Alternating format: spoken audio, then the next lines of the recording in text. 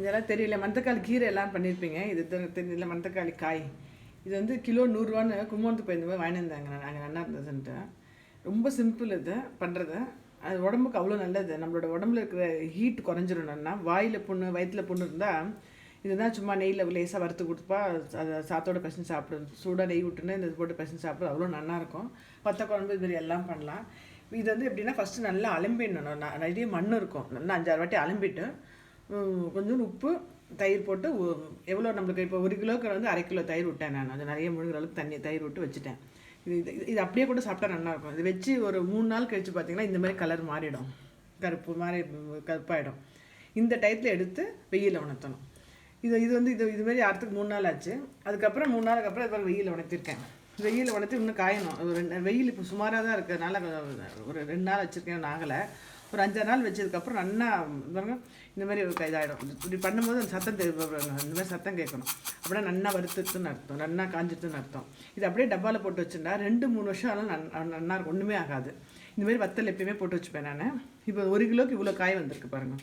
இது வந்து நம்ம கடையில் வாங்குறதுக்கும் நம்ம ஆற்றுல மாதிரி வத்தல் போடுறதுக்கும் நல்ல டிஃப்ரென்ஸ் தெரியும். இப்போ நான் வறுத்து காமிக்கிறேன் பாருங்கள். நான் என்ன பண்ணேன், ரசம் சாத்துக்கு இல்லை சாத்துனதுக்கு நம்ம வெறுமை சாத்துக்கு வந்து அடிக்கடி இது ஆற்றுல பண்ணுவேன். குழம்பும் பண்ணுவேன். எப்படி நல்லா பொரிஞ்சு வருது பாருங்கள்.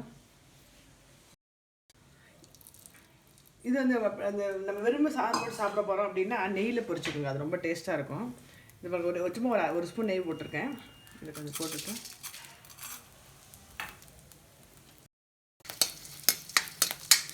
அவ்வளோதான். ஒரு 2 செகண்டில் அப்படியே பொரிஞ்சிடும். நல்லா முழுசாக அப்படியே குண்டு குண்டாக. கடையில் வாங்குறது அவ்வளோ குண்டு குண்டாக வராது. அதுக்காக ஆற்றுலேயே எப்பயுமே போட்டுருவேன். ஒரு 2-3 கிலோ வாங்கி போட்டுருவேன். இங்கே சீசன் வரலை, கும்போணத்தில் கிடச்சனால வாங்கிட்டு வந்தேன். நல்லா இருந்தது. இது வந்து அவ்வளோ அந்த வாயெல்லாம் புண்ணு வந்ததுன்னா சும்மா அவள் வந்து டாக்டர்கிட்ட போனால் வந்து B-காம்ப்ளெக்ஸ் மருந்து சாப்பிடுங்க அப்படின்வா. இது 2 நாள் கண்டினியூஸாக சாப்பிட்டிங்கன்னா அந்த வாய் புண்ணு, இந்த வயிற்றில் புண்ணு இருக்க மாதிரி இருந்தாலும் அப்படியே சரியாயிடும். நல்லா பொரிஞ்சு கூட வருது. இது அப்படியே எடுத்து வச்சுட்டு சாப்பிடணும். நம்ம பிள்ளைப்பட்ட டயத்துலையும் இதை போடுவாள் ஆக்சுவலாக இந்த மணத்தக்காளி வத்தலை. இது பொரிச்சு எடுத்துட்டேன் நெய்யில். இது சாப்பிட்டு சாப்பிட்றதுக்கு. இப்போ வந்து வத்தக்குழம்பு எப்படி பண்ணுறேன்னு காமிக்கிறேன். வத்தக்குழம்பு பண்ணும்போது ஃபஸ்ட்டு இந்த வத்தலை பொரிச்சு எடுத்துட்டுறணும். ஆனால் அதோடு பொரிச்சோம்னா கொஞ்சம் சம்டைம்ஸ் கசந்துடும்.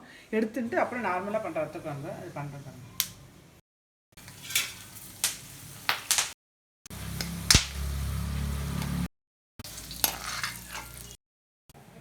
நல்லெண்ணெய் விட்டுருக்கேன். நார்மலாக குழம்புக்கு வந்து 1 ஸ்பூன் விடுவோம். வத்தக்குழம்புனா ஒரு 3 ஸ்பூன் விட்டுருங்க. அப்போ தான் நல்லாயிருக்கும். எண்ணெய் நல்லா விட்டால் கடுகு போட்டுன்ட்டு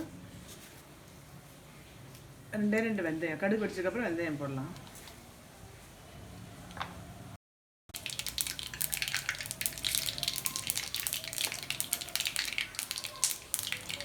வெந்தயம் லேசாக வறுக்கணும்.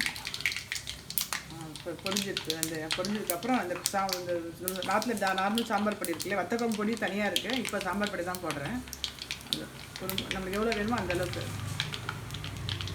நான் 3 ஸ்பூன் போட எப்பயுமே 3 ஸ்பூன் போட்டு அந்த எண்ணெயிலே கொஞ்சம் அந்த சாம்பார் பொடி வந்து இதாகணும். கொஞ்சம் வாசனை வரும். நல்லா கொஞ்சம் கலர் மாறும். இந்த டயத்தில் நம்ம புளி ஜலத்தை கரைச்சி விடணும். அதில் புளி கரைச்சி விட்டுட்டேன். இது எவ்வளோ தேவையான உப்பு போட்டிருக்கேன். நல்லா கொதி வரும்போது அந்த வத்தலை போடணும். கொதிக்கும் போது இந்த வத்தலை போட்டணும். எந்த வத்தல் பண்ணாலுமே இதுமாரி அப்புறமே போடுங்க. அதான் நல்லாயிருக்கும். டேஸ்ட் நல்லாயிருக்கும். இது போட்டு இன்னொரு 2 செகண்ட் கொதிக்கட்டும். அப்புறமா இறக்கலாம். நல்லா கொதி வருது இல்லையா, போகிறோம். ஆஃப் பண்ணிடுங்க. இது வந்து இந்த மணத்தக்காளி வாசனையும் அந்த வெந்தய வாசனையும் தெரியுன்றதுனால இது போடுறதில்ல. இப்போ பெருங்காயம் நான் போட மாட்டேன். வேணா பெருங்காயம் போட்டுக்கணும். இவ்வளோதான். இது வந்து எனக்கு கண்டிப்பாக பண்ணி வச்சுக்கோங்க. உடம்புக்கு அவ்வளோ நல்லது இந்த மணத்தக்காளி. வாய்ப்புண்ணு, வயிற்றில் இருக்க புண்ணு, ஹீட்டு நல்லா குறையும். ஸோ சம்மரில் வந்து அடிக்கடி இந்த மாதிரி இந்த குழம்பும் இந்த வத்தலும் போட்டு சாப்பிட்லாம்.